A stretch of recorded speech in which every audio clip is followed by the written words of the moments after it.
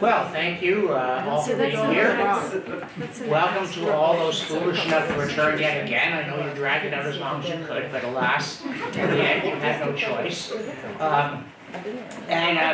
Because we're a little bit late, I'm going to have to leave out some of the tedious details I was planning to inflict on you, which is the good news. The bad news is I'm going to have to talk even faster than usual. That's not good. But I'll start with an insincere apology for the presence of the dinosaurs. You see, I was looking for education-related PowerPoints, and these came up, and I've always loved dinosaurs. And also, as you know, I was caught defending free speech before a parliamentary committee recently, and one of the tweets, all they could think of to say about me, I can't get arrested in this town, was, I'm living far in the past. And I thought, well, if that's the case, I might as well do it with gusto, right? So, going back 800 years is for amateurs. I'll go back 100 million and see how it turns out. And it's interesting, as a matter of fact, just as it's very strange to have defended free speech and find myself under virulent attack. Somebody writing in Maclean's, Tabitha Southey, called me sophomoric, absent-minded, AFD defending, climate change denying carrot top. And then two women who, in the Hill Times, who apparently describe themselves as bad and bitchy on their podcast, thank you for that, I'll take your word for it, call me white supremacy adjacent. Are those credentials? No, they appear to be. I mean, the carrot top thing, I mean, I'm so old my hair is gray, and I remember when journalists defended free speech. So I find myself, as I say, in the company of dinosaurs. And it's just very strange, because on Google Books, Ms. Southey, I think this is her own description. This is kind of what we're up against in modernity. This is how a person will talk about themselves in the era of Me Too. Prettiest eyes. So self-deprecation doesn't seem to be one of the problems. And in the face of all of this, you know, you too may be tempted to take refuge from modernity in some past era. But as Lord Dunsany said back in 1922, blame not the age, it is now too late to stop. It is in the grip of inventions now and has to go on. We cannot stop content with mustard gas. It is the age of progress, and our motto is onwards. And indeed, we did go onwards to mustard gas, to many other pieces of ingenuity.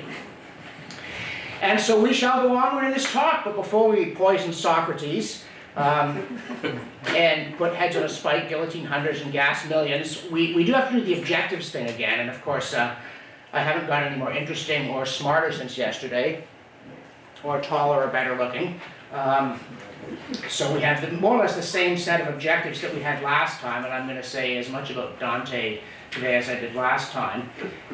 But I'm going to concentrate on number 5 and talk about how we got into a situation where conscience rights are not just disapproved of, but sneered at in much the same way as a defense of free speech, and try to trace out how this relates to the transition from antiquity to the medieval period and on into modernity. And I'm more than usually grateful for the chance to talk about this, because it's a subject I've been interested in and wanted to have a look at for some years, and so I finally got the chance. I mean, that means this is the beta version. One day this will be a good speech, but you won't be there for that. However, again, my conflict of interest, I actually do have one, I lied yesterday. I'm selling historical documentaries, I'm just not good at it because I give them away free on YouTube. So that's my marketing department for you, so you can just give me money. I'm also selling the Middle Ages and Antiquity, but as I don't get paid, not a denarius for them, and nothing but music coming up. As for quality, well, if I'm terrible, blame yourselves because you came back, right? It's not John's fault tonight. Ha ha ha, but seriously folks. I googled ha ha but seriously folks, and it said ha ha said grammussime folks. That's modernity for you. They think the Latin for folks was folks. Not gens, homines, vulgares, or cives. Though the Romans probably did go ha ha, just not at my jokes. Anyway, as I said, I've wanted to do this for a while because when I was doing the Magna Carta documentary and the 800th anniversary in 2015, one of the questions that I started to look at more than I had before was, well, what about antiquity? As one of your colleagues asked last night, didn't the Greeks invent democracy? And in some sense the answer is yes. But when you're looking at Magna Carta and this concept of limiting government in order to protect people's natural rights, how far did the ancients actually get in this direction? And I'm not belittling the Greeks or Romans or their achievements. I'm not denying that there is an enormous step forward. There's progress in a legitimate sense from the pre-classical to the classical world in terms of how they think about government and how they govern. But there was a lot that did not get done until the Middle Ages, and that's why I spent so much time defending the Middle Ages, so that you wouldn't all leave when I said that. But in fact, in the Middle Ages, a number of things happened in the field, both of theory and of practice, which, as usual, are more closely linked than people expect, in terms of effective self-government and the protection of human rights. And in order to protect people's rights, the question of limiting government is essential. I mean, government is necessary. Without government, somebody invades. You have to have a government to protect you against force and fraud, both from external sources and internal sources. But the trick is, how do you create a government strong enough to protect your rights that's not strong enough to threaten them? There have been quite a few governments that, at least for some of the time, did a decent job of protecting their subjects from other sources of trouble, but then became themselves a terrible source of trouble. And then far too many governments, are a problem without solving problems. And obviously, democracy is a necessary but not sufficient condition. If the people are not, in some sense, the source of government, there's just never been one that really was much good.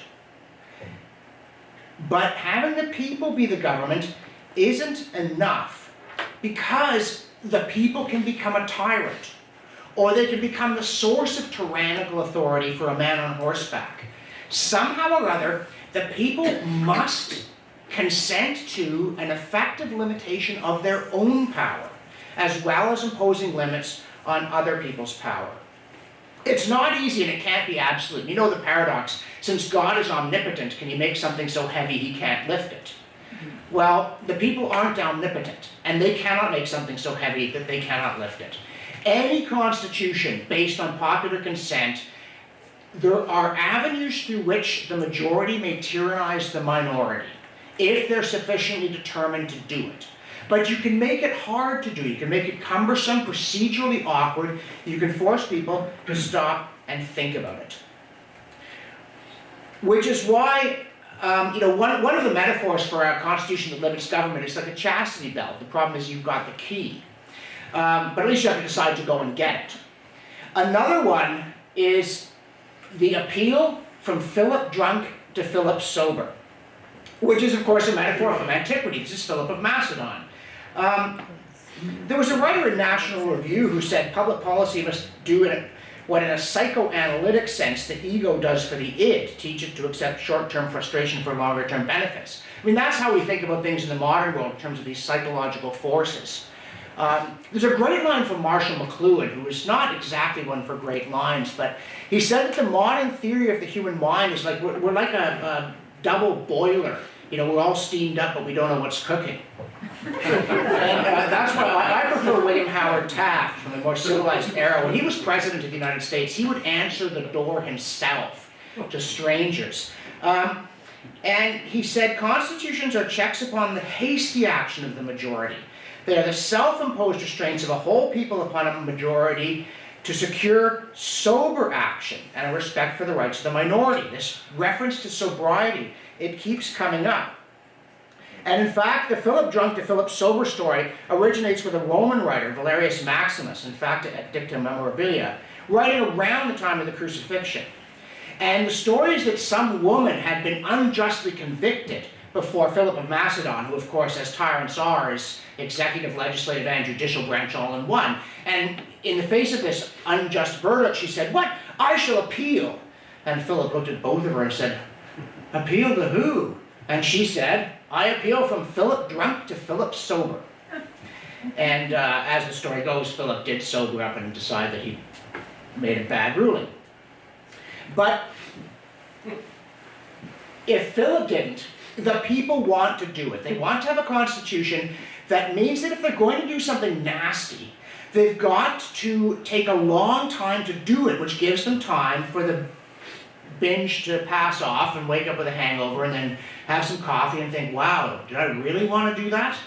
That's why amending the American Constitution, right? You need 2/3 of both houses of Congress, then you need 3/4 of the states. It takes a long time. If it's a bad idea, you hope people will think, wait a minute. Somewhere 6 or 9 months along, they'll say, I don't think we should do that. There's nothing you can do if they don't, but you hope that they will.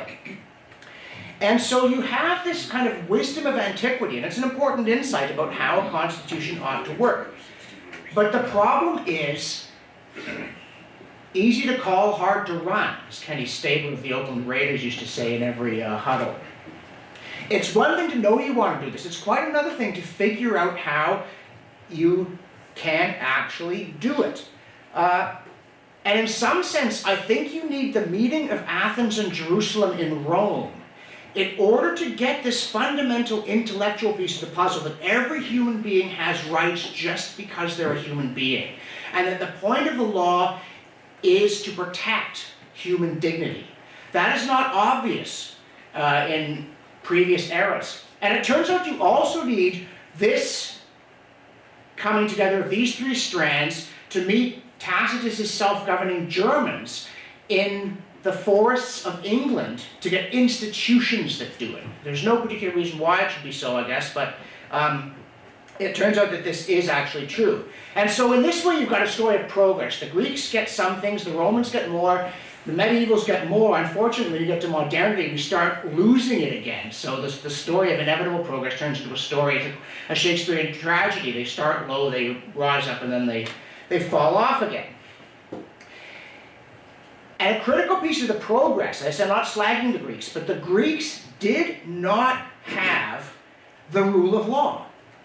They had laws, lots of laws, often made by the people. But in a very real way, they didn't have the rule of law. They did not have predictable, stable laws that protected individual rights. In that sense, they didn't have constitutions as we understand the term. And at this point, I've got Aristotle glaring at me. What are you talking about, buddy? Because the only book that he wrote for publication was a now largely incomplete study of Greek constitutions. And he sent his researchers out to look at a whole bunch of cities, and he wrote up what they found. And, Aristotle's a polymath and a smart guy and so on. You think he knows what he's talking about. All we've got left is what he has to say about Athens. But what he has to say about Athens is how, in fact, it governed itself at various times. What the laws and practices were, as far as he could reconstruct them. There's no "We the People" document. There isn't even, whereas the provinces of Canada, Nova Scotia, and New Brunswick have expressed their desire, which is how the poetasters in 1867 started our Constitution. Right, that brings to a peace, order, and good government's buried down in section 91, so maybe they could have used a little better drafting or something, and a little less champagne. But Aristotle was talking about how the Greek cities actually governed themselves, and in Athens, as in many others, it changed with frightening rapidity. Aristotle, like the other people we've all heard of, Socrates and Plato, actually didn't like Athenian democracy very much. That's a part of the story we tend to leave out, lest it should damage our self-esteem. But before I talk more about that, I'm here to praise the Greeks, not to bury them, because somebody already did. And so I really do want to talk about what they got right, because it's very impressive and it's very important. They are the founders of Western civilization. Before Greece, there is no Western civilization. There's a Fertile Crescent, and there's Sargon, wherever he was, in some place or another. But as Michael Wood says in a book on art, the civilization of the ancient Greeks is the fountainhead of Western culture. Before the Romans annexed Greece and sacked Athens in 86 BC, the Greeks had established the disciplines of history, philosophy, astronomy, mathematics, poetry, drama, music, and aesthetics. And he adds, the images of human perfection the Greeks left behind have remained touchstones for all subsequent Western art. You know, that's not bad work, especially considering that they didn't have a whole lot of time to do it. The whole period of classical Greece is actually amazingly short. Something extraordinary happens here, and I'll just, because we talked a bit about it with respect to the Middle Ages, the Greeks knew the world was not flat, right? As their astronomy, there were a lot of things they knew, but they certainly knew that. The first globe, apparently, was made by somebody named Crates in around 150 BC. But if you think about the prehistory of Greece, I mean, around 1000 BC, with the coming of the Iron Age, civilization collapses, right? Because suddenly every fool's got a sharp sword. You know, technology does not always make our lives easier. And around that time, writing seems to have been lost in Greece. But then around the 8th century, things start to come back together. You get these city-states. Solon, the wise lawgivers, in 597 BC. The victory over the Persian Salamis that saves the West in its cradles in 480 BC. Pericles comes along in 457, and you get the art and the plays and all this culture. But you get the Peloponnesian War by 431 BC. It drags on till 404 BC, and then tyrannical Sparta beats democratic Athens, and that's about the end of that. Athens gets some tyranny. They toss those 30 tyrants out after a year. I guess they weren't good at it. And you get more wars, then you get Philip of Macedon, who flattens them in 338, then the Romans take over. And by the way, Socrates is put to death by the democracy in 399 BC, right? Democracies do nasty things to people, often without, again, any thought of respecting their human rights. But all of this classical Greek stuff happens in some sense in the space of 200 years. And that is amazing, especially because of what it is. What is going on here? And one writer in National Review, David Klinghoffer, there's a sentence that stayed with me for 20 years now. He said, strange calm is a characteristic Greek mood. And part of what makes the Greeks different is precisely that they don't lose their cool the moment they encounter something they don't like, including an idea they don't like. They stop and they think. They ask themselves, is it true? They ask themselves, might we be wrong? And that's why we have these sayings that have come down to us from the classical Greek period. Know thyself at the oracle at Delphi, and nothing in excess. Now, the Greeks had a high opinion of themselves, which is by no means unusual among human beings. Herodotus says of old the Hellenic race was marked off from the barbarian as more keen-witted and more free from nonsense. And I think that you'd probably get that testimony from virtually anybody you cared to ask. Oh yeah, we're the smart ones, we're the hospitable ones, we're the reasonable, brave, intelligent, good-looking, excellent ones. But the Greeks could kind of point to some of the stuff they did and say, well, if you're so smart, why didn't you invent all the stuff that we invented?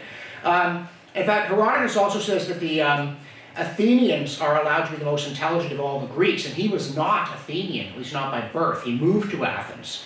But, so he's not just saying, oh, my hometown is the greatest, you know, go Argos or go Leafs or whoever it is. But of course the Greeks have philosophy. They think of all these questions, and many of the questions, in fact almost all the questions that philosophers still argue over, occurred to the Greeks. In some sense, we haven't made any progress. We're still confused. We're just, you know, we're more confused because we've had time to get really, really mixed up, including about how language.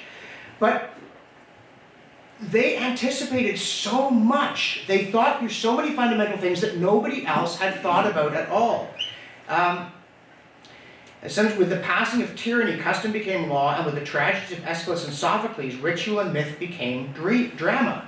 They really did invent theater as well. And of course, they invented history. And what is history? History in a true sense means inquiry. That's why things like natural history are not, you try to figure out where was the snail before it got to here. Well, it was 3 inches away. But the idea of Greek history was to ask, okay, what happened? Which testimony should I believe? Which testimony is just traveler's tales? And then, why did it happen? How did it happen?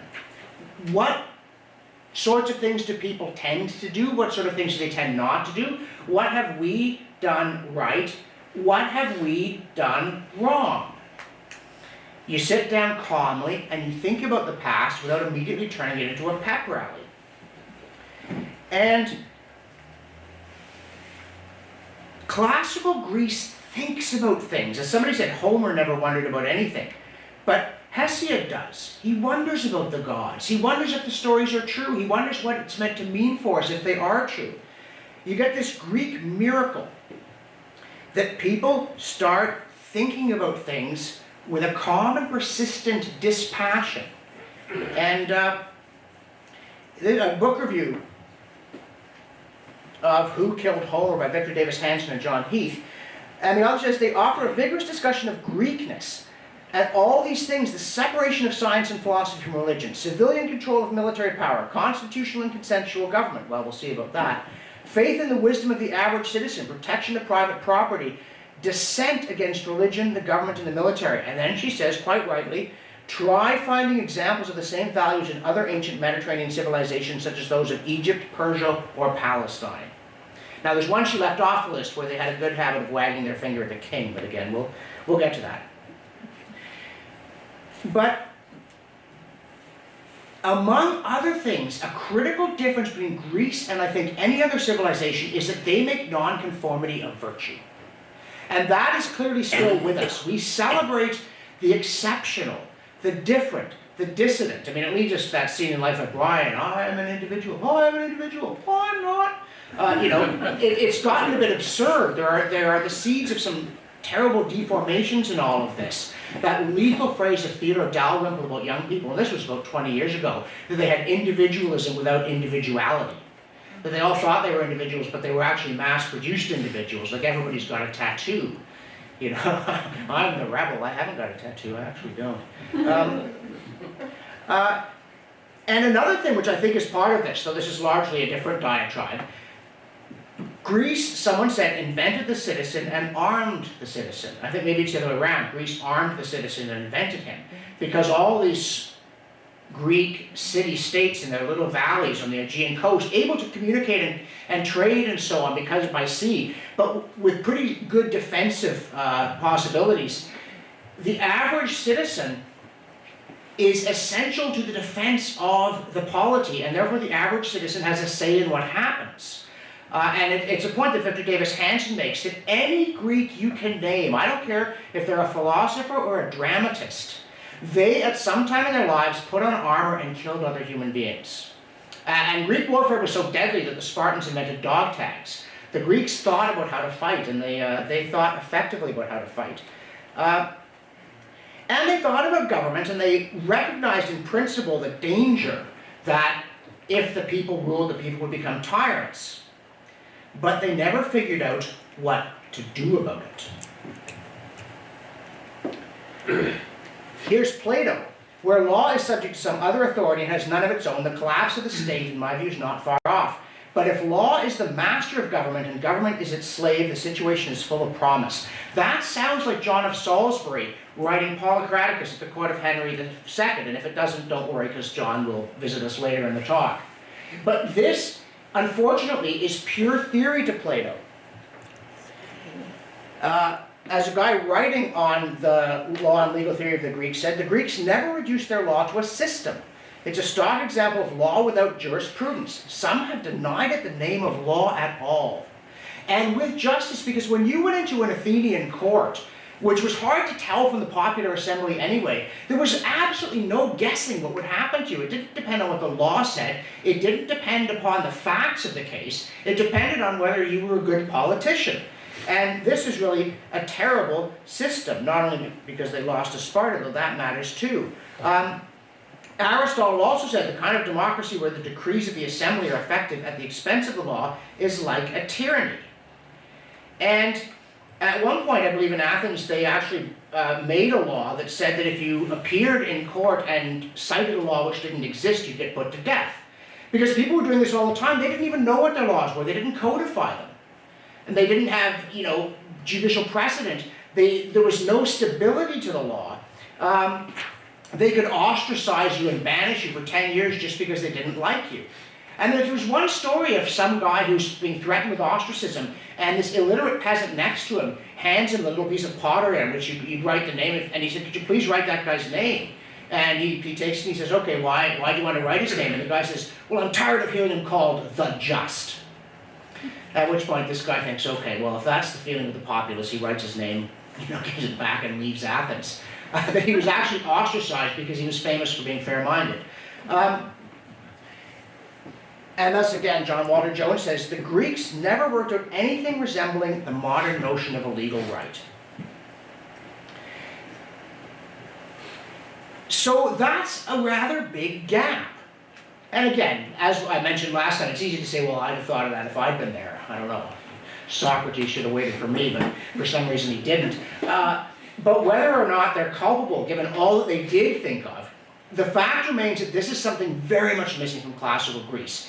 Anything like a Bill of Rights is just, they never imagined it, let alone actually tried to create it. And of course, then they got conquered by the Romans. And the Romans are very practical people. So their great invention of cement that hardens underwater, that's the sort of thing the Romans would invent, and again, more power to them for doing it. And thus this comment from Michael Wood again, that whereas Greece introduced philosophy and drama, Rome gave us law and letter writing, as well as aqueducts. But Rome does have law. Rome has law in a sense that Greece does not have law, and it's very important. You know this cliche that if the Greeks wanted to know the distance from Athens to Rome, they'd take a fix on the stars and calculate it. If the Romans wanted to know, they'd send a legion to march it out and count the steps. But in a way, the punchline there is that they both get the right answer.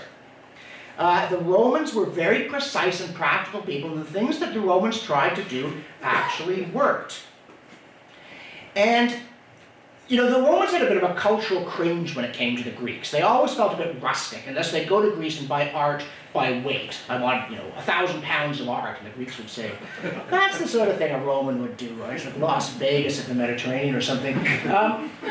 But of course, again, give the Romans in their practical way some credit for recognizing the Greeks are just better at that than us. Let's buy it from them. We can make some money and then they can give us some statues and they can come and tell us which ones are ugly and we'll put them in the back and which ones are nice and we'll put them out front. But of course they also recognize that the Greeks had thought about a bunch of things that you could not think about anymore. That the Greeks had changed the world and that the Romans in some sense gratefully clambered on the shoulders of giants and just tried to see what they could do with their own particular aptitude. And one of the things was that in Rome, it was always axiomatic that the system of government depended upon the consent of the people. Those famous letters, SPQR, Senatus Populusque Romanus, the Senate and people of Rome. So you have not only the people and popular consent, but you have this idea that we also have this institution of the wise that places limits on the passions of the mob, but is not capable simply of trampling the mob. So the Romans see the need for popular government with checks on what anybody, including the people, can do. So that is, again, in principle at least, that's a step forward, but again, nice work if you can get it. The Roman Republic had this weird system that's almost impossible to understand. I don't think it made any sense, really, and they didn't understand it. You've got your two consuls who can veto each other. You've got the two tribunes of the people who can obstruct laws. You've got the Senate, you've got the popular assembly, you've got bribery, assassination, and intrigue, and it collapses. It's really just not workable. They don't figure out how to do it, but they certainly understand that you need to do it. And it's interesting, Caesar, as we call him, Gaius Julius Caesar, who really brought the Republic down and created dictatorship, although he did not live to see it, thanks to Brutus and the lads. But he was on the popular side against the elite. Again, one tends to assume that Caesar was some scheming dictator. He must have been some right-wing nut, but he was the exact opposite. He was a dangerous left-wing radical maniac. And after he gets it, Augustus worms his way into power and then denies that he's the emperor. He's just the first citizen. It just happens that everybody wants to know my opinion on everything. Or else, And it was popular for a variety of reasons, including that the Romans had tasted mob rule and did not care for it. And of course, you know, you can't really keep a secret that you're an empire. As people know that you have an emperor. It's like, oh yeah, that guy's the emperor. But at the same time, there's always, they are not willing to discard the notion that the government ought to be of the people, by the people, and for the people. And in some sense, Rome sort of is, because they do get a stable rule of law, and it does protect the rights of the citizens in ways that Greek law didn't. And the Romans did something that the Greeks really did not do. It's a funny thing that the Greeks didn't do it so much, but the Romans did. They philosophized about law. They theorized about law. They asked the kind of questions the Greeks would ask about all kinds of things about law specifically. And they became Christian, which is, Danny Boy might say, is kind of important to the story. And in The Everlasting Man, Chesterton actually says, if you want to see the hand of God in history, look at how Rome was prepared for the coming of Christianity. The defeat of Carthage was critically important to what would unfold later. However that may be, the Romans get this idea of natural law. They realize that law is not just man-made. That in point of fact, human law is an imperfect approximation of a system of law that is out there somewhere as a kind of Platonic ideal toward which we must strive. And I've read one theory about how this happened, that initially the Romans had their own law, which was hugely complicated, and you had one slip of the tongue and it's a contract that would disintegrate on you. And then they had this rough and ready law, which they used in dealing with people who were not Roman, which of course they increasingly did because they kept conquering people. You know, the problem with them, for the Romans was that there was always some idiot on the other side of the border making trouble, so you conquered them, only to find that there were more idiots. Like the British Empire, you know, that really was in a fit of absent-mindedness. But over time, they were thinking about this, and they're thinking about the law of people generally versus this wonderful Roman law we got from our ancestors that's so complicated and hard to understand and unworkable. And they thought, you know what, there are certain things that are common to all legal systems, like thou shalt not do murder. And maybe that's because we're all reaching for one ideal for which specific legal systems are a bit of a falling away, including ours. And so, the Romans, although one of the things they never figure out the separation of powers, is this passage from Ward Fowler. The magistrate, the executive, has power in virtually everything, just as the head of the family has this paterfamilias thing going.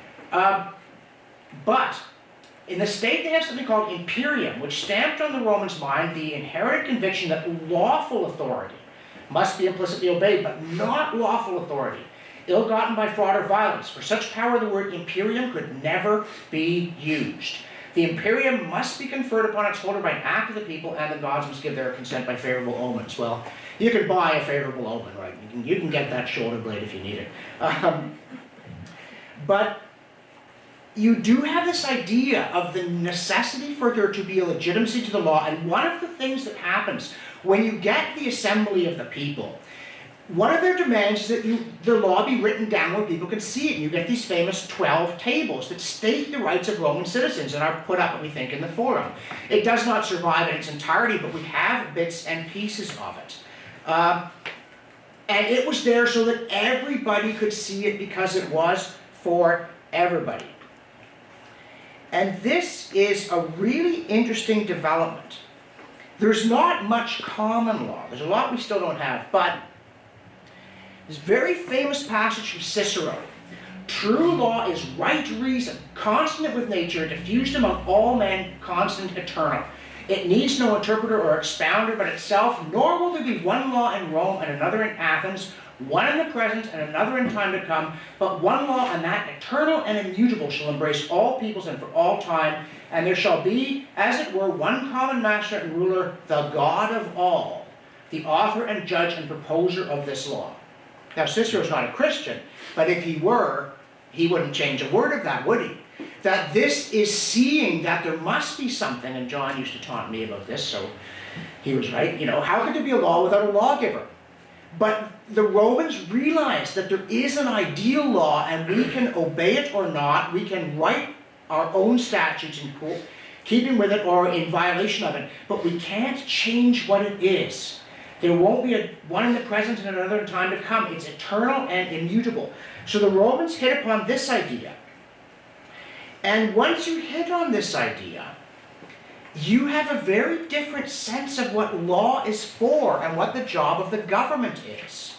It's not just to do whatever the majority wants. It's not to do what the God King wants. It's not to do what we've always done. It's to obey this law that is right reason. In a universe that makes sense, that is consonant with nature. And that's an extraordinary step forward. And so as Roman law develops, it develops as a rational, codified system that tries to make sense of the world and protect everybody.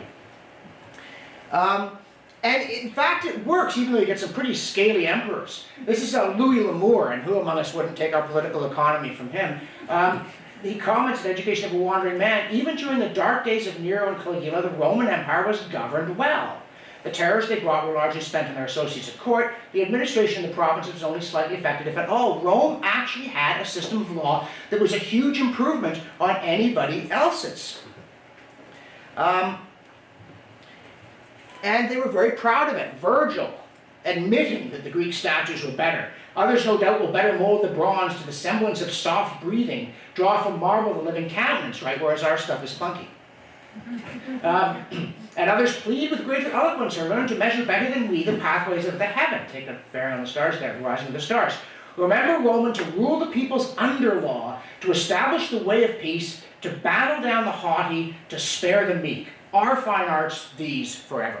So this is how the Romans see themselves, a very important part of their self-understanding. And as you all know, Acts 22, there's that classic story of Paul is about to be tied up and scourged and so forth. And as they're about to start beating him bloody, he says, "Is it lawful for you to scourge a man that is a Roman and uncondemned?" And they all go, "Ah, what?" The centurion tells the captain, "Take heed what thou doest, for this man is a Roman." And they said, "Are you a Roman?" And Paul said, "Yes." And it's like, ah. Straight away they departed from him that should have examined him. And the chief captain was afraid after he knew he was a Roman and because he bound him. Paul was a really irritating guy, right? They would have just liked to put the spike in him because he's causing trouble in a part of the world that's always trouble. Like, no, not, Israel again. But as soon as he just Kivus Romanus Sum, this machinery of fair law kicks in with procedural protections. That's amazing. And there aren't stories like that even out of Greece. There certainly aren't stories like that out of Persia. So we get a long way forward before Constantine bans crucifixion, which is the sort of thing you do if you accepted Christianity, I think. But of course then it all came crashing down, right? There's Antiquity, yay, good for you. Dark Ages. The barbarians attack, and then you get these terrible Middle Ages. During which, and I shall be as brief as I can, which of course is not at all, you get supplied what has been missing in Antiquity, and particularly through Magna Carta. I actually have a slideshow called Magna Carta in 30 minutes. I couldn't find the text. It's like, I can do Magna Carta in 3 hours, but we don't have 3 hours. However, when I'm trying to baffle my students, I frequently quote this to them. A writer describing his country as a land, perhaps the only one in the universe in which political or civil liberty is the very end and scope of the Constitution. You think, yeah, you need a cowboy hat and a wad of tobacco to do that one, right? A very American sentiment. But it's William Blackstone, writing in 1765 about England, that this is how the English understood themselves, that liberty is the very end and scope of the Constitution. And this, I think, is very true, and it goes back into the Dark Ages. Now this picture, Alfred, the only monarch in our history known as the Great. And the statue on the left has him with sword in hand, because of course he faced terrible trouble from the Danes. But the sword is turned over to form a cross. And on this one, the battle axe is at rest, and the law scroll is in his hand. This is the 9th century. A land where there were councils that advised the king And woe betide the ruler who did not listen to his counsel, but they were not corporate entities with an institutional structure and resilience and rights. And then just as you've gotten rid of the Danes and everything's going great, you get the Battle of Hastings, right? And Harold gets the arrow in the eye, poor chap. It's such a sad story because there's a lot of trouble and a lot of claimants to the throne. And Harold Godwinson isn't really of royal blood, but he's like, look, I'm the guy who can get the job done, okay? And so this 16-year-old king pretender goes, yeah, okay, here's the crown, you can have that. And I have to tell you this one Harold story because he's facing trouble not just from William of Normandy, whose nickname I won't say in this crowd, but it's one he had to get rid of, but also from the King of Norway, Harald Hardrada, who's a bad character indeed, and is allied with Harold's brother Tostig, and they're threatening to invade. So Harold sits down with his brother and says, what would you take not to invade? And his brother says, I want a third of the kingdom. And what will you give my ally, the King of Norway? And Harold Godwinson gives one of history's great replies. He says, 6 feet of earth, perhaps a little more. I hear he's a tall man. Of course, this goes down badly in Oslo. Harald Hardrada and Tostig do invade in Yorkshire. Harold force marches the army north. At Stamford Bridge, catches the invaders, beats them in battle, kills his brother, kills Harald Hardrada, gives him his 7 feet of earth, and then somebody goes, excuse me, sir, I hate to bother you, but William's invaded too. So they turn around, they march all the way back south, they draw up the shield wall at Hastings, and for most of the day they resist the Norman charges, and finally they get tricked. The Normans go, we're beaten, we're fleeing, and the Saxons go, let's go get him, and the Normans wheel around and say, we're not beaten. And so Harold becomes a chump, and the Normans take over, with what might potentially be Roman law, and even the divine right of kings, but that's not what happens. I promised you, John of Salisbury, writing at the court of Henry II, who's bad King John's father, and in Polycraticus he says, the difference between the prince and the tyrant is that the prince obeys the law and governs his people in accordance with right. And he says this right in the king's face. And he also says, it is right and just to slay a tyrant. This is not something you probably wanted to tell Xerxes, even if you were thinking it. You certainly wouldn't try that line on Ivan the Terrible. No. And yet in England it was kind of uncontroversial. And so one of the things that Henry does that is absolutely pivotal to the story, he's in a power struggle with the barons over who's going to control the judiciary. And Henry cheats, he's an unscrupulous man, deals off the bottom of the deck. He gives better justice, the wretched man.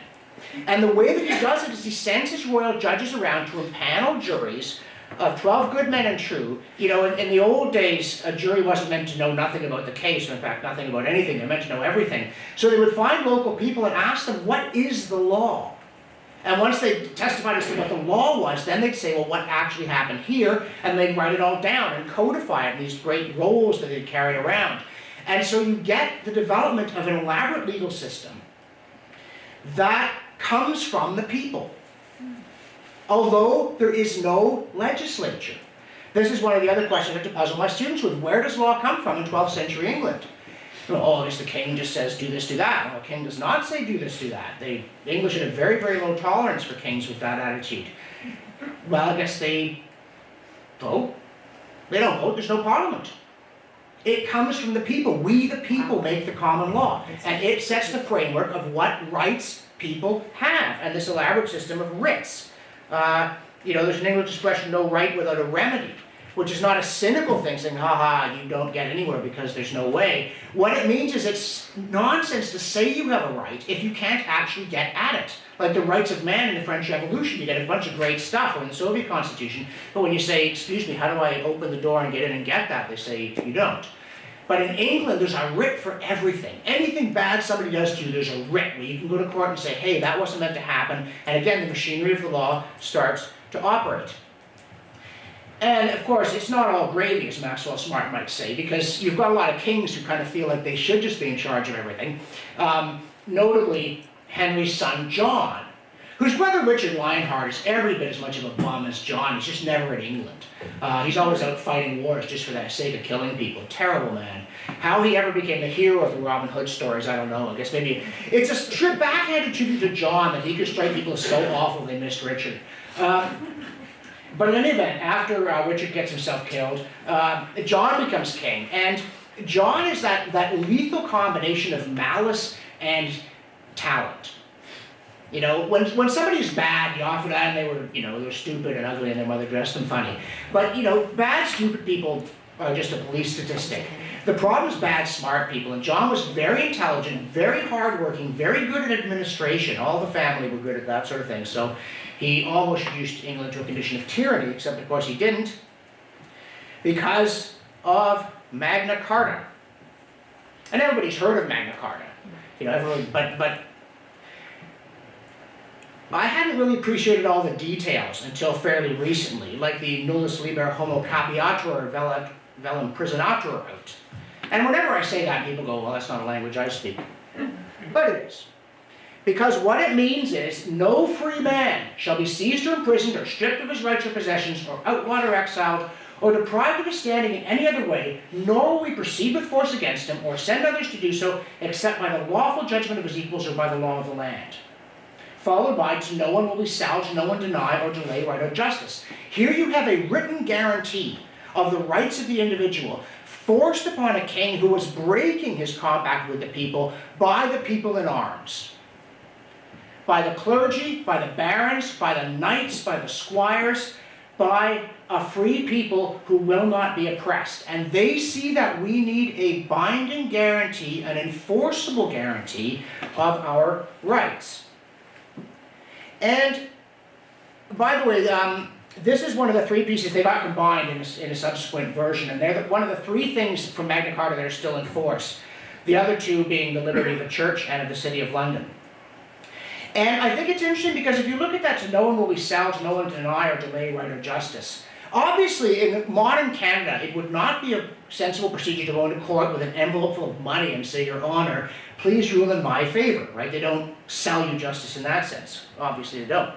But our legal system takes forever. Our legal system delays justice. Our legal system is so expensive, Conrad Black can't afford it. Our legal system sells justice. And in a great many cases, our legal system denies justice. You actually got better justice in 14th century England, I submit, than you get today. And you get it in part because there's so much practical thought going into this. Another really boringly important clause in Magna Carta. Ordinary lawsuits shall not follow the royal court around, but shall be held in a fixed place. You know, liberty exists in the interstices of procedure. Why is that important? And the answer is, somebody once tried to figure out where Henry II went in 1 year. And he was sick for a good deal of that year, and there weren't cars or airplanes. And he seems to have traveled throughout these Angevin holdings that go all the way down the west side of France, something like 2,000 miles. And Henry had this bad habit. He'd tell everybody was starting at dawn, they'd all be up and he'd sleep till noon. And other days he'd say, don't worry about it, have a leisurely breakfast, and suddenly he'd be off across the horizon. But if you're some ordinary peasant, you don't want to be clutching the king's boot as he rides through Aquitaine or something. But you don't have to, because the ordinary courts are where you live. You also have no constable or other royal official shall take corn or other movable goods from any man without immediate payment unless the seller voluntarily offers postponement of this. And as you may know, when our Constitution was created, or the Charter of Rights in 1982, polls indicated overwhelming support for property rights.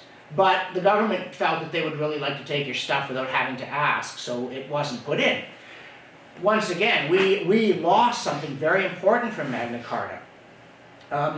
And you know, the usual story is, yeah, sure, fine, that was good for the barons, but what about everybody else? Well, how about this? At her husband's death, a widow may have her marriage portion and inheritance at once and without trouble. She shall pay nothing for her dower, marriage portion, or any inheritance that she and her husband held jointly on the day of his death. She may remain in her house. They're guaranteeing women's rights. And the second one, no widow shall be compelled to marry so long as she wishes to remain without a husband. And one of the reasons for this, of course, is that John was rapacious and always short of money. And, you know, if your husband died and you had money, John would marry you to one of his supporters in a heartbeat. Guy of Gisborne would be there with a bouquet. What? No. But Magna Carta says, well, you can't do that. She's got her property, and the king cannot force her to give it to some person she doesn't want to marry. I think that is quite extraordinary. I also think it's amazing that no scutage or aid may be levied in our kingdom without its general consent. And again, a lot of people go through a day without worrying about scutage very much. You know, you don't get those Canada Revenue Agency mailings or those spam calls saying you owe a scutage. But at the time it was the most important form of taxation. And Magna Carta says, no taxation without representation. That's what it says, no scutage or aid in our kingdom without its general consent. And it was unless it's for the ransom of a person to make our eldest son a knight and once to marry our eldest daughter. Because again, John would have married his daughter 14 times if he could have made you pay money every time. He was that kind of character. And the husbands might have disappeared like his nephew Arthur did. Oops, haven't seen him. And only a reasonable aid. So you get a promise in Magna Carta of no taxation without representation before there's even a parliament. That is, to me, an astonishing thing. And then there's a provision, you know, how do we know what the general consent would be? And there's this kind of provision here. I wouldn't have memorized this one. Because in the end, it turns out not to be quite practical. But everybody's got to be summoned individually by letter. No, oh, sorry, I forgot to invite you. And why we're doing it, and where we're doing it, and so forth. Because they realize that you've got to have mechanisms for enforcing this, especially against a weasel like John.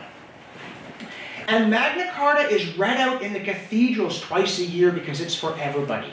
Even those who cannot read or write are told something, which might be a monk translating on the fly and mangling it. But in principle, Magna Carta is out there where everybody, absolutely everybody, can see it. And it is reissued again and again and again. One version, this is from Henry III, who's John's long-reigning, feckless son. And in the 17th century struggle against the Stuarts, Edward Coke quotes this: "We have granted also and given to all freemen of our realm these words, omnibus liberis hominibus regni, do include all persons, ecclesiastical and temporal, incorporate, politic, or natural. Nay, they extend also to villains, that is serfs, for they are accounted free against all men, saving against the lords." So Magna Carta is understood by the 14th century to guarantee rights to those peasants that Monty Python made fun of. This is quite amazing, and it happens in part. I actually got to go to the tomb of Stephen Langton, which is in this very peculiar situation in Canterbury Cathedral. He was buried outside in this impressive box, and they extended the cathedral, and half of his burial place is now inside out of the rain, and the other half is still, his feet are getting rained on. But Langton is the Archbishop of Canterbury. And, you know, he has a day job. He's the Archbishop of Canterbury. He's the guy who divided the Bible into the chapters and verses we still use. But he was also a vigorous opponent of tyranny. And initially, John won't even let him into the kingdom. And there's a huge hoo-ha. And eventually John is placed under interdict. And finally, the Pope says, well, I'm going to declare the throne empty and invite the King of France to see if he'd like to be King of England. And so John buckled and he let Langton into England. And Langton absolves John of his sins, but on condition that he promised to respect the liberties of his citizens, which of course John says, but he's lying. So in 1213, Langton says, oh, we've got a problem here. And he organizes a meeting of barons and senior clerics, and he reads them the coronation oath from 1100 of Henry I, promising to respect the liberties of the English. And he says, we've got to make John reissue this with some extra provisions, which is essentially the first draft of Magna Carta. And so it is due to Langton rallying the kingdom that John is forced to issue Magna Carta. And then, John is such a weasel, he immediately raises an army, sidles up to the Pope and says, how'd you like to have England as a fief if you'll just annul Magna Carta? And the Pope says, cool. And so he does, and he excommunicates all the barons who had forced Magna Carta on John. And Langton refuses to read out the excommunication. So he defies the king on behalf of the Pope, then he defies the Pope on behalf of the barons. But the whole way he's standing up for liberty. And this is the kind of thing that ought to inspire us a little bit about the possibility of snatching victory from the jaws of defeat. Because boy, if Langton could do it, maybe we could do it. And then there's the story of Simon de Montfort, parts of whom are buried there. And the reason there are parts of him, he was actually Henry III's brother-in-law, but they were not getting along at that point. And Montfort raises a rebellion because Henry is not respecting the rights of his citizens. And he captures the king and his son, the future Edward I, drags them to Westminster Abbey and makes them reissue Magna Carta. Like other places, you'd cut their heads off and make a big pile of skulls or something like that. But in England, what you do to show that you're the guy is you make them reissue Magna Carta. Now, alas for Montfort, Edward I, as he will later be, escapes, ambushes Montfort, kills him. His body is cut into small, revolting pieces. One of the guys sent parts of Montfort to his wife, apparently as a Christmas present. It's like, gee, really? But at any event, they eventually gathered what was left and buried it there. But before this happened to him, Montfort summoned a parliament in 1265, because first you make the king reaffirm Magna Carta, and then to establish your authority, you call a parliament. And what Montfort did that had not really been done before is he invited the leading clerics, obviously, the leading barons and those kind of people, and he invited the commons. He invited 2 knights from every shire and 2 burgesses from every town, except the critically important St. Paul, who got 4.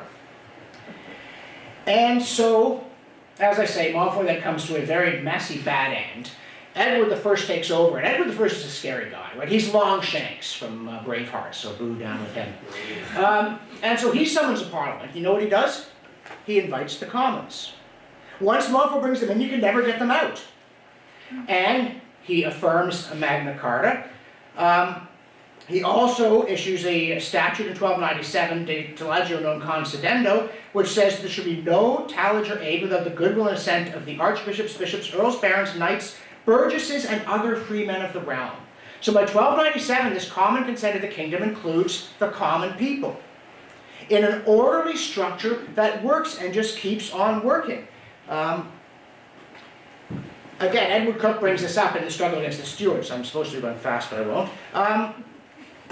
And what then happens, as you try to figure out how is Parliament going to work, well, the Commons start sitting separately from the Lords, which includes the clergy. And we don't know when or how, we don't even know where they met, but by 1346 they're meeting separately. By 1376 they're electing their own speaker. You know the great paradox, the speaker's the guy who doesn't talk, right? Why is that? It's like driving on a parkway. No. It's because the Speaker of the House speaks for the House, dealing with the other branches, and determines the business of the House, including when it rises, when it sits, and the Speaker counts the votes. The King does not count the votes. The King does not decide what is voted on or when. The House is running its own affairs in 1346. By 1400, after Richard II is booted off the throne and vanishes mysteriously, oops, is he dead? Henry IV has kind of a weak claim to the throne, and in England, how do you establish your claim to the throne? You go to Parliament and say, please say I'm king. And Parliament says, well, you look plausible enough there, Hank, but we are tired of submitting petitions to you, and you go, that's an interesting thing, can I have money? And we give you money, and then you leave. From now on, you're going to answer our petitions before we give you a shilling. So you get this, Parliament has bills, and if the king does not consent to the Parliament's bills, he doesn't get his money, he doesn't get the business of supply. That's replaced by 1400. By 1407, there's a showdown between the Lords and the Commons over who initiates money bills, and the Commons win, because they say, we represent the people who are going to pay for all this, right, not you. And by 1414, right before Agincourt, the Commons goes to Henry V and says, look, buddy, you have this really annoying habit. We present you with a bill, you say okay, then we give you your money, and then you leave with the bill and then you edit it. You can't do that anymore. The bill we pass is the law. So that's by 1414 you have this whole structure in place of the popular assembly creating the money bills and holding the executive to account by refusing to fund whatever it is they want funded if he doesn't keep his promises. This is in the Middle Ages, and this is a success of a sort that the Romans never managed with their Senate and their assembly and their tribunes and their consuls, and the Greeks never attempted. So the medievals have done something very spectacular. And I'm talking a lot about England here. I could talk about France or Spain if I knew much about them. But they have something that might remind you of a parliament. They've got the Cortes, they've got the État Général, you know. There are also legislative bodies, or something that look like legislative bodies in parts of Germany and other parts of Western Europe. Because after all, they all are feudal in a way that Saudi Arabia isn't. But as you head into the 14th century, among other things, you get gunpowder. And gunpowder is a real big help to centralization, right? Nice castle you have there, boo, nice castle you had there.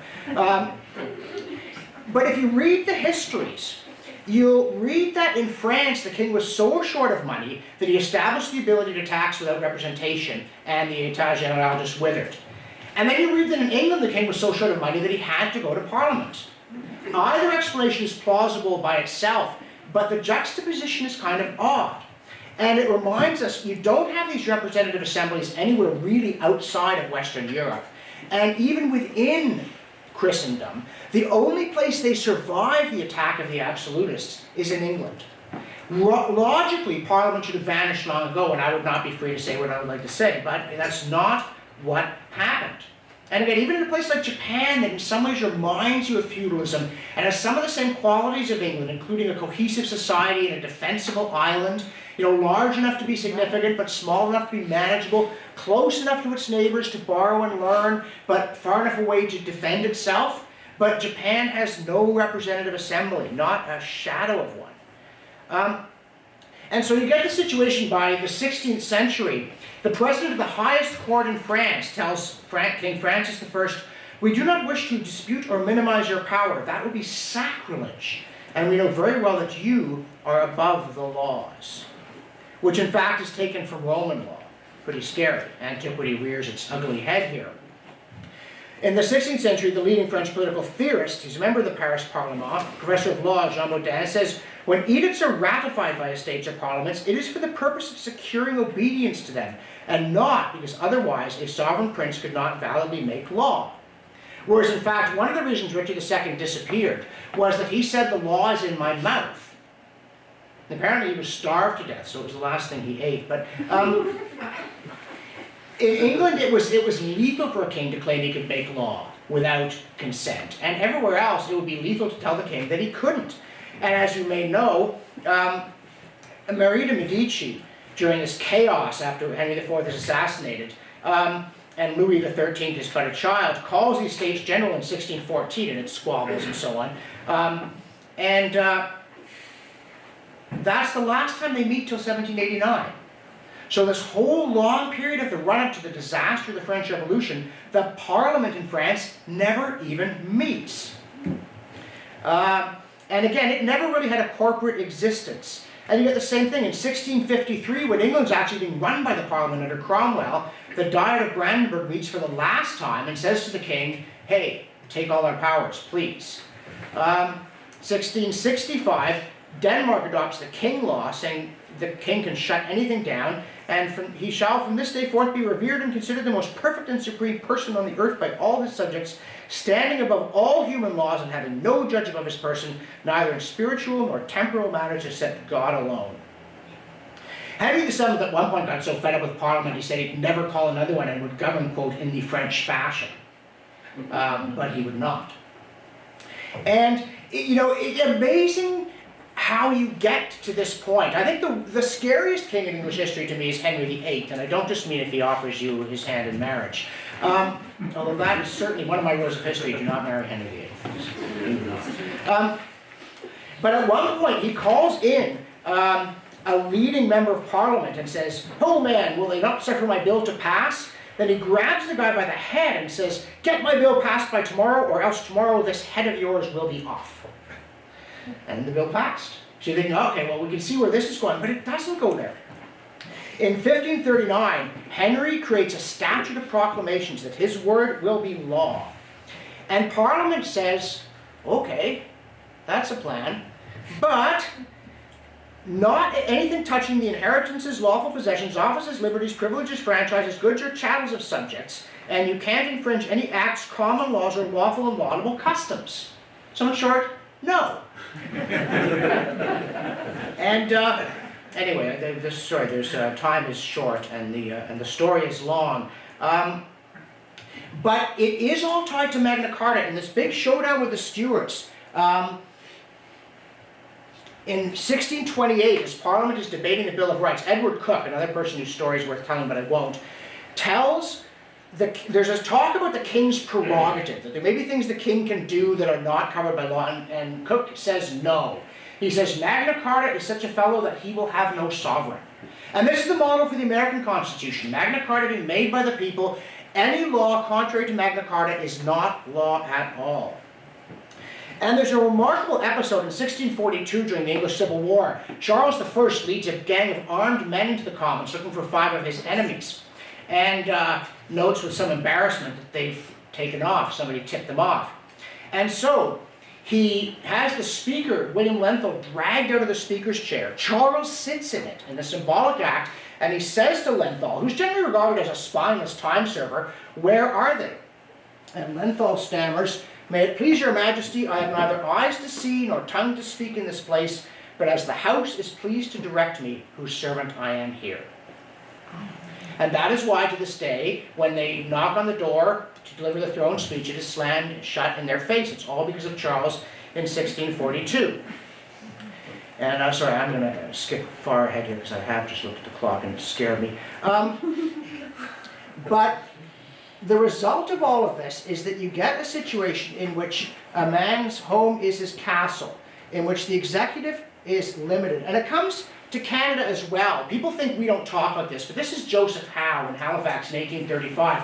He's been sued for libel because he's been criticizing the colonial administration.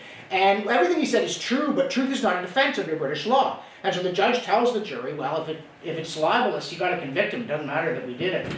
And Howe says to the jury, "You're free men, you can annul the law." And he asks them, "Will you permit the sacred fire of liberty, brought by your fathers from the venerable temples of Britain, to be quenched and trodden out on the simple altars they have raised?" And the jury says no, and they acquit him. And that's how Canadians talked at one time. Marvelous. The sacred fire of liberty. But something went wrong, obviously. And I have to give you modernity in 9 minutes. And a number of things went wrong. And before I get to what went wrong in our part of the world, I have to mention Hitler, right? Godwin's Law. Because as the Middle Ages gives way to the modern period, these representative assemblies are stamped out in the name of absolute power. First, it's the absolute monarchs, and then you get the French Revolution. And the French Revolution looks like, okay, well, this is an advance in the rights of man, right? Because they're talking about liberty and they're talking about human rights. But the problem is that the French Revolution stands for the old system of the tyranny of the majority, right? The people can do anything. We don't have popular sovereignty in France in order to make sure that natural law is respected. We get popular sovereignty because the people can do anything that they want. Now, as a practical matter, of course, you can't really measure the will of the majority, so it always winds up being a minority claiming to be the majority. And sometimes it gets very nasty, like Robespierre. Sometimes it gets half nasty, like Napoleon. Other times it just gets silly, like Trudeau. But the seeds of disaster are there because it does not accept that the purpose of a constitution is to limit the sovereign, be it the people or anyone else, in defense of natural law. And this is how you get to Bolshevism and Nazism, both of which are doctrines of popular sovereignty, right? In the case of the Bolsheviks, it's the people, the workers are the real people, and the bourgeoisie are just a historical anachronism that needs to get shot. And for Hitler, it's the Aryan people, and other people aren't really people. But in both cases, you've discarded the absolute standard in favor of the absolute monarch, in this case collective, but nevertheless and decisively with the law in its mouth. The safety of the revolution is the supreme law, right? And obviously the open societies rallied to defeat this stuff in a military crisis, but they were disarmed intellectually and morally as well as actually leading up to the crisis because the enemy had outposts in their own heads. We ourselves have stopped really believing in this idea that there's a natural law and government ought to be respecting it, instructed to respect it. And it happened in a kind of sneaky way. After the American Revolution, the British basically throw in the towel on the issue as well as in the battlefield and say, it's true, the king got too powerful. How do we fix that? Well, Parliament needs to dominate our system because Parliament's elected by the people and then we'll be fine. And so as you get into the 19th century, Parliament gradually becomes all-powerful. And thus there was this classic phrase, actually this is very late 18th century, Jean-Louis Delon says, it is a fundamental principle with the English lawyers that Parliament can do everything except making a woman a man or a man a woman. And the reason that example came up was it was an inheritance case where they actually tried, because of what the law said about inheritances for women and men, to say that a woman was a man, but that they couldn't do. Now they can, obviously, and have. But you see, Parliament can do everything. And commenting on this, Albert Van Dicey at the turn of the 20th century said, if a legislature decided that all blue-eyed babies should be murdered, the preservation of blue-eyed babies would be illegal. But legislators must go mad before they could pass such a law and subjects to be idiotic before they could submit to it. So apparently we're not going to do it. But we could do it. There is no longer Magna Carta is such a fellow that he will have no sovereign. And once that restraint is gone, what happens, of course, is that ambitious men, followed by ambitious women, realize that if Parliament can do anything, whoever controls Parliament can do anything. And this is why the executive goes down into the Parliament, scoops it up, and carries it back to 24 Sussex or to the Premier's office, where it is a decorative bauble. And it happens in part because, I think in large part because instead of resting on natural law, in the 19th century, English law becomes to be based on Benthamite utilitarianism, which looks very innocent and conservative and just wants to do all the things we've always wanted to do. But it's the greatest good of the greatest number, measured by experts. And so you can sacrifice things that would have been natural rights 100 years earlier because it's for the good of the majority. This popular sovereign that can now do anything except turn a man into a woman.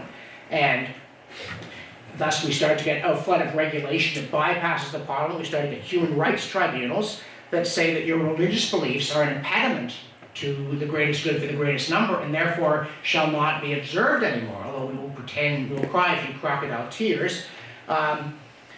Somebody called the Human Rights Tribunal the Ministry of Love, which tells us whom we should love and not love. And all these kinds of things. And thus it was that we got Terence Corcoran in one of his marvelously scathing pieces about the last election, that everybody was talking about liberty. Trudeau gave some speech where he mentioned liberty and freedom dozens of times, but, Corcoran said, Ottawa is home to a parliamentary regime that won't allow citizens to sign 3-year cell phone contracts or the freedom to produce milk. The number of rights that were taken away, and it wasn't controversial because people said, oh, it's for the greater good. They didn't say it's not a right. They said, we don't care if it's a right. Like Section 1 of our Constitution, forget the notwithstanding clause, Section 1, what does it say? That these rights are subject only to such limitations as to be demonstrably justified in a free and democratic society. And time and again, someone goes to the court and says, hey, I've had a charter right violated. And the court goes, yeah, you have. But we think it's justified in a free and democratic society, so shut up and get out. The greater good of the greater number. That is now the standard. We have gone back to the Athenian democracy. If we think you're too often called the just and vexes us, we will send you away, and then we shall cease to be vexed. And so, of course, you get, well, things that are now of great concern to you, particularly the freedom of conscience of doctors. And there was one statement from somebody representing the College of Physicians and Surgeons of Ontario, who said, I leave my religion at home when I go to work. And you know, this is what the joke about John Kennedy. He was such a great believer in the separation of church and state that he wouldn't impose his religion on himself. But this is a religion that you can leave at home when you go to work is obviously not a real religion. Right. You know, that's they come with you or they don't. And so to take us back quickly to Antiquity, when you look at the qualities that people praise in Antiquity, and this is from the standard history of Western civilization. One of these people was a professor at the University of Texas when I was there. The outstanding characteristic which serves to distinguish these three, Greek, Roman, and Hellenistic, is secularism. No longer does religion absorb the interest of humans. The state is now above the church. And this is hooray. And then in the Middle Ages, of course, the state was not above the church, boo, and in the modern world, the state is so far above the church that it's forgotten where it was. And of course, in antiquity, it is true that intelligent people had a lot of problems with their gods. The quotation I couldn't think of last night, it's from Xenophanes of Colophon, whoever he was. Homer and Hesiod have attributed to the gods everything that is disgraceful and blameworthy among men, theft, adultery, and deceit. And the Greeks realized basically that their religion stinks. And Zeus and Hera become stock comic figures. As someone said, you couldn't possibly laugh at the Sphinx, but you can laugh at Olympus. And that's true, but it means they're no good as gods. Obviously, this will not do. And so the Greeks, some of them, trying to split the difference, saying, oh, well, if they're no gods, it doesn't matter if they are, I guess they're just or whatever. But besides, you can always bribe them with an offering, so we're cool. Other people say there is no truth, the sophists who are still with us. But other people realize there's something wrong here. That famous passage again in Acts, where Paul goes to the Athenians and says, you worship this unknown God. Point being, there's something there. And it's not these silly people having affairs. There's something more serious, like Socrates is God, and I'll tell you what it is. And indeed, the Greeks sometimes talk as though there was only one God, and they called him the freedom giver. And again, the Romans had this kind of sin of latitude. It was Gibbon, that other one I was trying to find. The various modes of worship which prevailed in the Roman world were all considered by the people as equally true, by the philosophers equally false, and by the magistrate as equally useful. And thus toleration produced not only mutual indulgence, but even religious concord. Except, of course, it didn't, because that kind of religion doesn't satisfy. That's not even junk food. That's like eating styrofoam. You're not even full. And a lot of people knew that this was ridiculous, and some of them just embraced the ridiculous. The Roman emperors became gods after they died, in the view of everybody and nobody simultaneously. The other quotation I thought was from the classical, was actually from Spartacus, but I think it's probably fair enough. The movie, where Caesar says, I thought you had reservations about the gods, and Gracchus says, privately I believe in none of them, neither do you. Publicly I believe in them all. But Vespasian, who apparently was a real card as well as being an emperor, when he was dying, and it was pretty obvious that he was dying, he said, dear me, I must be turning into a god. That's weird.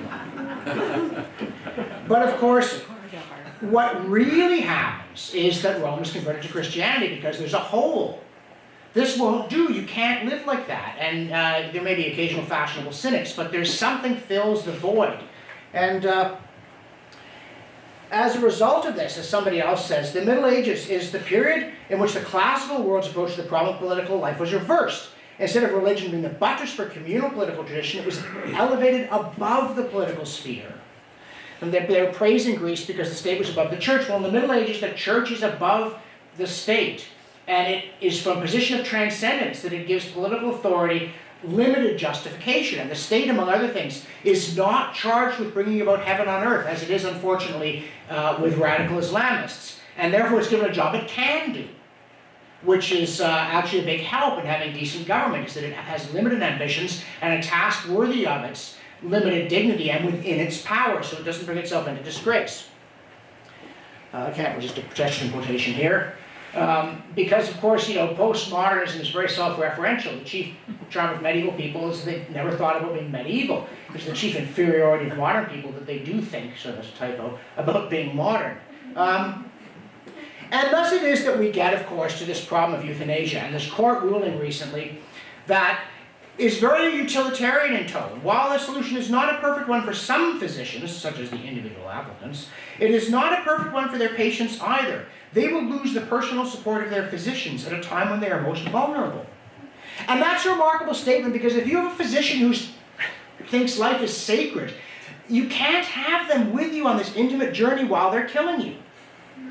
You lose them at the point that they're compelled to do anything other than obey their conscience. You cannot, the court seems to think you can have this kind of intimacy in a situation where one person has been coerced into an act fundamentally repugnant to them.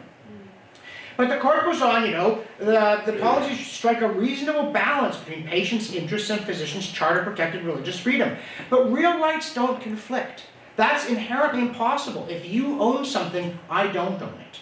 If you have a right not to be hit, I can't have a right to hit you. And then they'll say, well, you can hit them here but not there, or hit them but not too hard, or only hit them twice. And then the college again calls this a victory for patience. Now obviously it's not a victory for patience, because it means that nobody's freedom of conscience is protected, and that's a ghastly defeat for everybody, even if it feels like a temporary tactical victory, and some people will get dead before it catches up with them, although they may be in for a surprise subsequently, of course. Or the idea, well, you could ask the staff to do it. This reminds me of the Orwell's thing about people who are always somewhere else when the trigger is pulled. You know, I won't shoot that person, but I'll have the nurse shoot them. Or, you know, that's how does this let you off the hook? This is an incredibly impoverished view of morality, it seems to me. And then it goes on, the appellants have no common law, proprietary, or constitutional right to practice medicine.